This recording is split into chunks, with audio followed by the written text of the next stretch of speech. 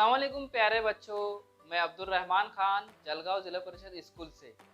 प्यारे बच्चों, आपको मालूम ही है कि हर साल शशमाही इम्तिहान और सालाना इम्तिहान के बाद जो है हमें छुट्टियां मिलती है और यकीनन आप इन छुट्टियों में अपने वालिदैन के साथ घूमने फिरने जाते होंगे। बाज़ लोग जो है बड़े बड़े शहरों में जैसे मुंबई, दिल्ली, आगरा, कलकत्ता, हैदराबाद इन शहरों में घूमने के लिए जाते हैं।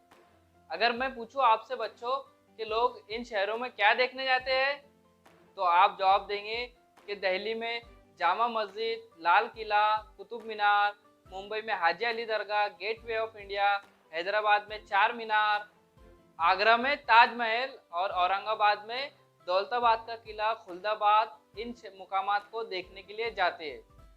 बच्चों, आपने ज़रूर सोचा होगा और अपने बड़ों से भी पूछा होगा कि लोग इन पुरानी इमारतों, मस्जिदों, किलों को देखने क्यों जाते हैं। तो आपको जवाब मिला होगा या आपने किसी से सुना होगा ज़रूर कि ये जो है पुराने दौर के या पुराने ज़माने में किसी राजा, किसी हुक्मरान, किसी बादशाह ने जो है इन मस्जिदों को, इमारतों को बनाया था। तो बच्चों, लोग जो है महज इन इमारतों को, इन मस्जिदों को और इन किलों को देखने सिर्फ इसलिए जाते हैं कि ये पुराने ज़माने से और गुजरे हुए ज़माने से जो है ताल्लुक़ रखती है।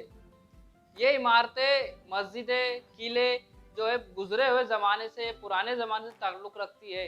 इसका मतलब क्या है? इसका मतलब ये है कि ये तारीख़ से ताल्लुक़ रखती है, यानी ये तारीख़ का हिस्सा है। इसी को जो है हम तारीख़ कहते हैं।